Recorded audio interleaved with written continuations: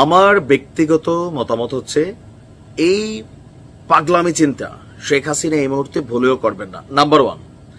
Number 2, doctor Mohammad ইউনূসও তার শাসনামলে আওয়ামী লীগের এই প্রধানকে ফিরিয়ে এনে বিচার করা বা পরিস্থিতিকে কন্ট্রোল করা এটা বড়ই অসাধ্য ব্যাপার হবে। কোথাও না কোথাও হয়তোবা অন্তরে থাকতে পারে যে না, আমার নির্বাচনের সময়সীমাটা পার হয়ে যাক, একটা রাজনৈতিক সরকারের হাতে দেশ তুলে দিই, তারপর বিচারিক প্রক্রিয়ায় শেখ হাসিনাকে ভারত থেকে ফিরিয়ে আনা হবে, বিচার টিচার করা হবে। দর্শক, অনেকদিন পর আবারও আলোচনায় শেখ হাসিনা। গেল কয়েকদিন আগে ভারতীয় গণমাধ্যম আনন্দবাজারে ফাটাক্যাস্ট ওরফে আওয়ামী লীগকে শেষ করে দেওয়ার দাবি বিভিন্ন নেতারা করে থাকেন যে একটা চক্রের কাছে শেখ হাসিনা বন্দী ছিলেন, জিম্মি ছিলেন। এই চক্রের বাহিরে তিনি কোনো কথা শুনতেন না, সিদ্ধান্ত নিতেন না, আর সেই চক্রের একজন প্রধান হতা হচ্ছে ওবায়দুল কাদের।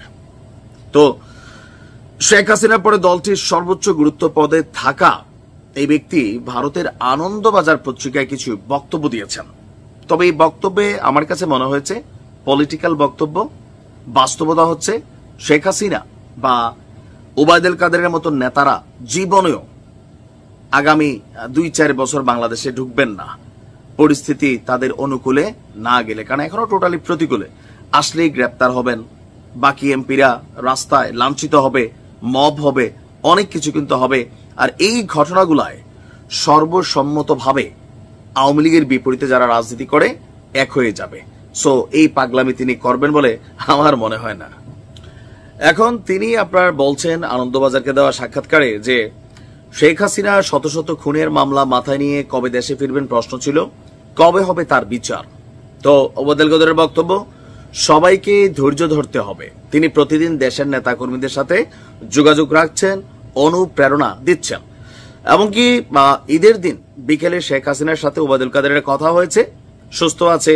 আর তিনি বলছেন যে তার বিরুদ্ধে মার্ডার কেস হয়েছে, ওয়ারেন্ট ইস্যু হয়েছে, তবে দেশ এবং দলের প্রতি তার আস্থা অনেকটা শক্ত। শেখ হাসিনার দেশে ফেরার বিষয়ে ওবায়দুল কাদেরের বক্তব্য আগে তিনি বলেছেন যে দেশের জন্য তিনি ফিরবেন, যারা তার বিরুদ্ধে ষড়যন্ত্র করছে তাদের শাস্তি দিতে হবে। তবে কবে ফিরবেন এখন সেটা বলা যাচ্ছে না। সবকিছু নির্ভর করছে দেশের রাজনৈতিক পরিস্থিতি, জনগণের মনোভাব, আন্তর্জাতিক প্রেক্ষাপটের উপর। আর 2026 সালে যে নির্বাচন, সেই নির্বাচন নিয়েও সন্দেহ প্রকাশ করেছে ওবায়দুল কাদের। তো ওনার সন্দেহ প্রকাশে না প্রকাশে কিছু যায় আসে না।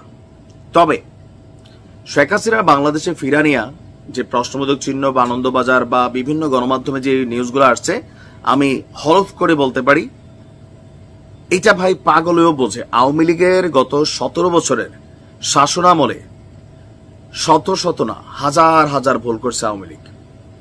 এই ভুলগুলা ইভেন বিপরীত দলগুলোকে রাজনৈতিকভাবে এতটাই কোণঠাসা করছে, সারা বাংলাদেশের বিএনপি বা জামাতে যে সকল নেতাকর্মীরা জেল খাটছে, মিথ্যা মামলার আসামি হয়েছে, পরিবার থেকে বিচ্ছিন্ন হয়েছে, এরপরে ধরেন গুম হয়েছে, হয়রানি হয়েছে, সবাই উৎপাইতা বৈশা আছে। একটা সুযোগ পাইলেই অনেক কিছু ঘটে যাবে, যেটা সরকারও কন্ট্রোল করতে পারবে কিনা আমার সন্দেহ আছে।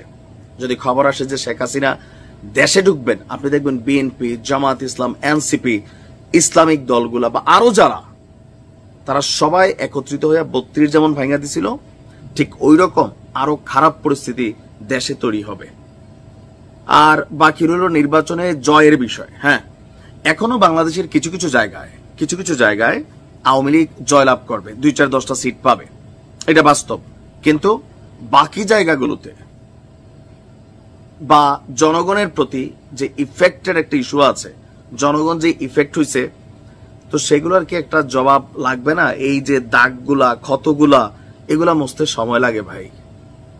আগামী 7 বছর, নির্বাচন হয়তো আরো 1 বছর, পরে 5 বছর, 6 বছর বাংলাদেশ আওয়ামী লীগ কাকতালীয় কোনো ঘটনা না ঘটলে জনগণের কাছে যে ইমেজ, সেটা ফিরাইতে পারবে না, জীবনও পারবে না।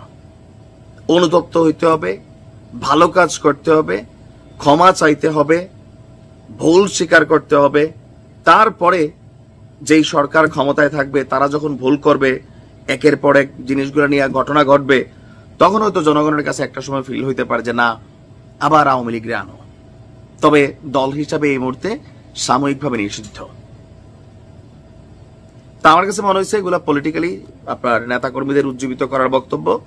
কারণ খালেদা জিয়ারে তিনি জেল খাটাইছেন, জামাতের সর্বোচ্চ নেতাদেরকে ফাঁসি দিয়েছেন, আর যেই পরিস্থিতি ওনার জন্য এগুলা কড়ায় গন্ডায় অপেক্ষা করছে, আপনি চান আর না চান এগুলা ফেস করতে হবে।